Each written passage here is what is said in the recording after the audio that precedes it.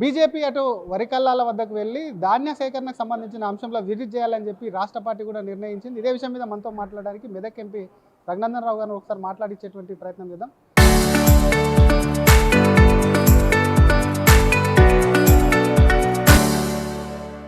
Sir, already ధాన్యం కొనుగోలు అనేది చాలా స్పీడ్గా జరుపుతున్నాం. దాదాపుగా కొలిక్కి వచ్చింది, అయిపోయిందని చెప్పి ప్రభుత్వం చెప్తుంది. మీరెళ్ళి ఏం చేస్తారు అసలు? రాష్ట్రంలో పోయిన సంవత్సరం తెలంగాణ రాష్ట్ర ప్రభుత్వం అధికారికంగా కొనుగోలు చేసిన ధాన్యం సుమారు 90 లక్షల మెట్రిక్ టన్నులు. ఈ సంవత్సరం నిన్న ముఖ్యమంత్రి గారు మాట్లాడుతూ ఇప్పటికీ మేము 45 లక్షల మెట్రిక్ టన్నులు కొన్నాము అని చెప్తున్నాడు. సో పోయినసారి కొన్న దాంట్లో సగం కొనలేదు, మరి 80% అయి కొన్నామని ముఖ్యమంత్రి అది హైదరాబాద్లో కూర్చొని అబద్ధాలు చెప్పడం ఎంతవరకు కరెక్ట్? ఫీల్డ్లో ఎంత ఉంది వరి ఒకసారి వచ్చి పోయి చూద్దామని చెప్పేది మా ఆలోచన. దానికోసమే ఫీల్డ్ విజిట్కి వెళ్ళాలని మేము నాయకులందరం కూడా నిర్ణయించుకోవడం జరిగింది. మీరు ఎక్కడ వెళ్ళబోతున్నారు, ఎప్పుడు వెళ్ళబోతున్నారు? సోమవారం నుంచి భారతీయ జనతా పార్టీ ఎంపీలు, ఎమ్మెల్యేలు, ఎమ్మెల్సీలు అందరం కలిసి ముఖ్య నాయకులతో కలిసి అన్ని జిల్లాలలో మెజారిటీ జిల్లాల కేంద్రాలకు పోయి అక్కడ రోడ్ల మీద ఆరబోసినటువంటి ధాన్యాన్ని చూసి రైతుల కష్టాన్ని ఒకసారి పరిశీలించి వచ్చి రాష్ట్ర ప్రభుత్వం దృష్టికి తీసుకెళ్లాలనేటువంటి ఒక ఉద్దేశంతో సోమవారం నుంచి పర్యటనలు ప్రారంభం కాబోతారు. ఒక వ్యక్తే కానీ పార్టీ పరంగా ఫ్యూచర్ సిటీకి సంబంధించినటువంటి అంశంలో బీఆర్ఎస్ మళ్ళీ అధికారంలోకి వస్తే ఫ్యూచర్ సిటీని రద్దు చేస్తామని చెప్పి సిద్దిపేట శాసనసభ్యులు హరీష్ రావు అమెరికాలో స్టేట్మెంట్ ఇచ్చారు. ఎలా చూస్తారు? ఫార్మా సిటీ అని 38,000 ఎకరాలు గుంజుకుంటామంటే వాళ్ళ పార్టీని వాళ్ళే రద్దు చేసుకునే పరిస్థితి రైతులు కల్పించారు. ఫార్మా సిటీ పోయింది, వాళ్ళు పోయినరు. ఫ్యూచర్ సిటీ పేరు మీద ఇంకొక ఆయన ఏదో ప్రయత్నం చేస్తూ ఉన్నాడు. 2 ఏళ్ల తర్వాత ఈయన కూడా పోతాడు. ఎందుకంటే అది నా ఫార్మా సిటీ, నా ఫ్యూచర్ సిటీ. అదేమని ఉంటే ఫార్మర్ సిటీ. ఆ ఫార్మర్ సిటీని ఫార్మర్సే రక్షించుకుంటారు, వాళ్ళ అభివృద్ధికి వ్యతిరేకమని అంటలేరు. కానీ 30,000 ఎకరాలు, 40,000 ఎకరాలు, 50,000 ఎకరాలు ఏం చేస్తారు?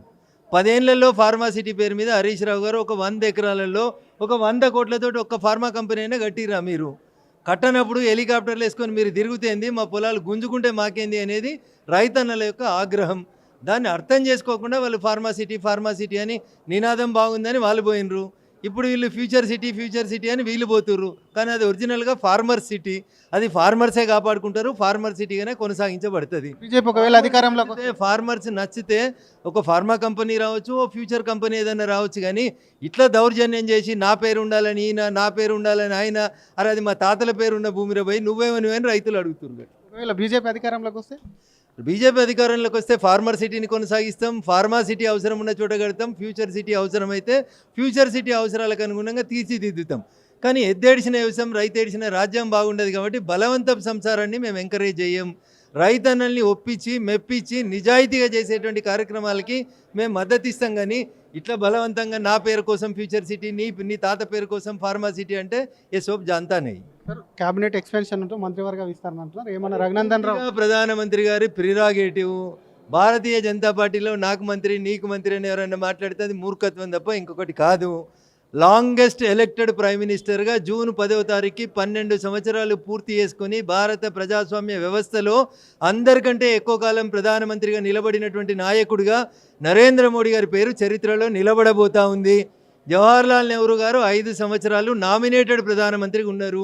కాబట్టి ఈ సందర్భంగా దేశ ప్రధానిగా నరేంద్ర మోడీ గారు చేసినటువంటి పనులని ప్రజలకు చెప్తాం. ఖచ్చితంగా మళ్ళొకసారి కూడా మోడీ గారి నాయకత్వంలో ఈ దేశాన్ని ముందుకు తీసుకుపోతాం. నరేంద్ర మోడీ కొట్టబోయే రికార్డులో రఘునందన్ రావును చూడొచ్చా అని అడుగుతున్నాను. మెదక్ పార్లమెంట్ సభ్యుడిగా రఘునందన్ రావు ఆల్రెడీ ఉన్నాడు కదా. పార్లమెంట్ సభ్యునిగా 543 మంది పార్లమెంట్ సభ్యులు ఉండేటువంటి పార్లమెంట్లో మెదక్ పార్లమెంట్ సభ్యుడిగా నరేంద్ర మోడీ గారి టీంలో మేము ఉన్నాము. మంత్రివర్గ టీంలో అడుగుతున్నాం. పార్టీ అవకాశం ఇస్తేనే మేము ఇందాక వచ్చినాం. అరే ఒక్కొక్కరికి ఒక్కొక్క బాధ్యత ఇస్తారన్న, అందరూ మంత్రులే గారు. 543 మంది ఎంపీలు మంత్రులు గారు, 80 మందే అవుతారు. ఆ 80 మందిలో వాళ్ళతో పని నడుస్తుంది, మేము మిగతా పనులు చేస్తూ ఉంటాం. Thank you sir. ఇది అసలు వడ్ల కొనుగోలుకు సంబంధించినటువంటి అంశంలో గతంలో చేసిన దానికంటే సగంలో కూడా చేయలేరని చెప్తుంది. మరొక పక్క మంత్రివర్గ విస్తరణ అనేది మోడీ గారు పార్టీ తీసుకునేటువంటి నిర్ణయం. కాబట్టి పార్టీ ఏదప్ప చెప్పినా కానీ నరేంద్ర మోడీ ఆధ్వర్యంలో పనిచేసేందుకు సిద్ధంగా ఉన్నానంటూ కూడా మెదక్ ఎంపీ రఘునందన్ రావు గారు అంటున్నారు. బీజేపీ అటు వరి కల్లాల వద్దకు వెళ్ళి ధాన్య సేకరణకు సంబంధించిన అంశంలో విజిట్ చేయాలని చెప్పి రాష్ట్ర పార్టీ కూడా నిర్ణయించింది. ఇదే విషయం మీద మనతో మాట్లాడడానికి మెదక్ ఎంపీ రఘునందన్ రావు గారిని ఒకసారి మాట్లాడించేటువంటి ప్రయత్నం చేద్దాం. సార్, ఆల్రెడీ ధాన్యం కొనుగోలు అనేది చాలా స్పీడ్గా జరుపుతున్నాం. దాదాపుగా కొలిక్కి వచ్చింది, అయిపోయిందని చెప్పి ప్రభుత్వం చెప్తుంది. మీరెళ్ళి ఏం చేస్తారు అసలు?